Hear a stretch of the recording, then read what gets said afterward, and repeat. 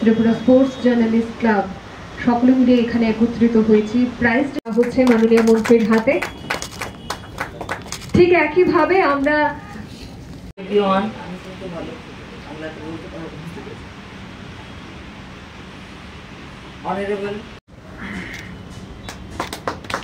Continue 11 Times life time achievement award তুলে দেওয়া হচ্ছে ডক্টর কল্পনা দেবনাথের হাতে। রয়েছেন সবাই। ক্রিকেটার শ্রীদাম পালকে বেছে নিয়েছি।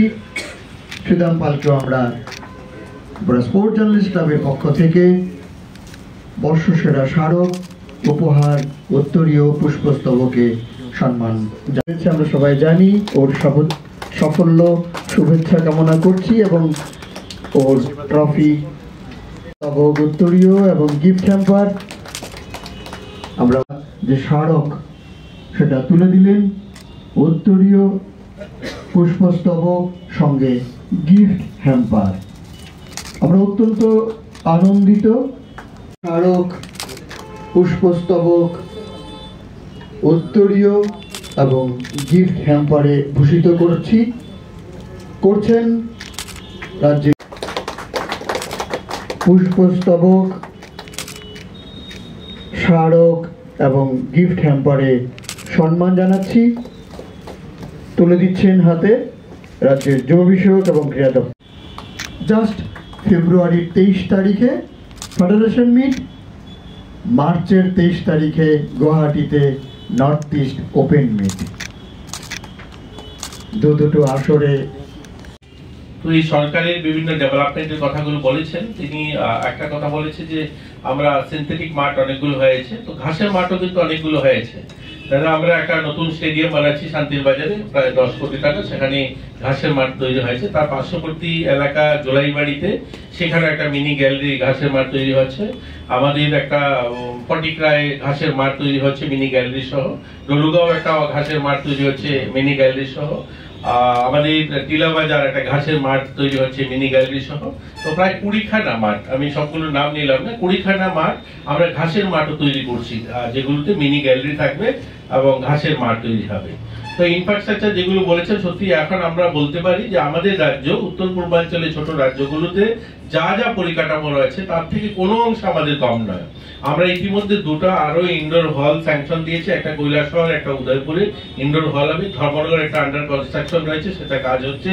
সুইমিং পুল আমাদের এখানে যেটা রয়েছে বাদারঘাটে, এরকমই আমরা পানিসাগর সুইমিং পুল আমরা তৈরি করেছি। তো অতএব আমাদের রাজ্যে পরিকাঠামোগত ভাবে আপনারা কয়েকদিন আগেই দেখেছেন আমরা একটা সিনথেটিক অ্যাথলেটিক ট্র্যাক আগরতলাতে বাদারঘাটে আমরা ইনোগ্রেশন করলাম, বা হকি মাঠ বা ফুটবল মাঠ, সেখানে একসঙ্গেই অনেকগুলো পরিকাঠামো আমরা উন্নয়ন করেছি। পাশাপাশি যদি দেখুন এই সরকারের সদিচ্ছা বা খেলার প্রতি যে একটা আগ্রহ, সেটা বিভিন্ন এই সমস্ত নির্মাণ কার্যের মধ্যে কিন্তু সেটা দেখা দেবে।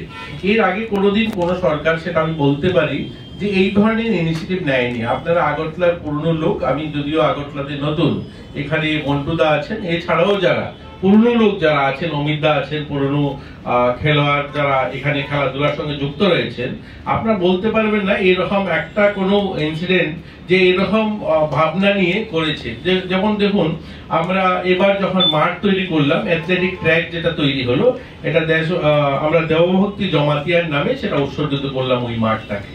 অর্থাৎ এই রাজ্যের খেলোয়াড়রা যখন খেলেছেন তখন কি সম্মান পেলেন না পেলেন আমি জানি না, কিন্তু এই সরকার আসার পর এই মাননীয় মুখ্যমন্ত্রী ডাক্তার মানিক শাহর নেতৃত্বে আমরা কিন্তু উনাকে সম্মান জানিয়েছি।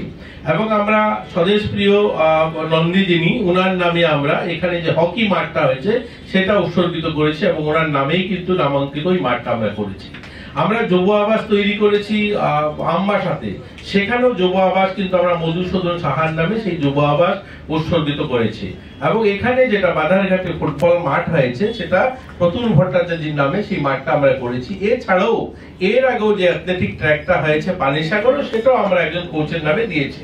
এই কথাটা বলার অর্থ হলো শুধুমাত্র এই কাজের ভাবনাটা দেখুন, এই যে মানসিকতাটা যে আমরা চাই আমাদের পুরনো খেলোয়াড় যারা আছেন, যারা এই রাজ্যকে দিয়েছেন, এই রাজ্যকে গোটা দেশের সামনে তুলে ধরেছেন, সম্মান কুড়িয়ে এনেছেন, তাদেরকে স্বীকৃতি দেওয়া, তাদেরকে সম্মান দেওয়া। এটা দিয়ে তাদেরকে কোনো আমরা বেনিফিট দিতে পারিনি, কিন্তু আমরা স্মরণ করতে পেরেছি যে এই লোকগুলো এই রাজ্যের জন্য, এই মাটির জন্য অনেক কিছু করেছেন, আমাদেরকে সম্মান এনে দিয়েছেন। এই সরকারের ভাবনা।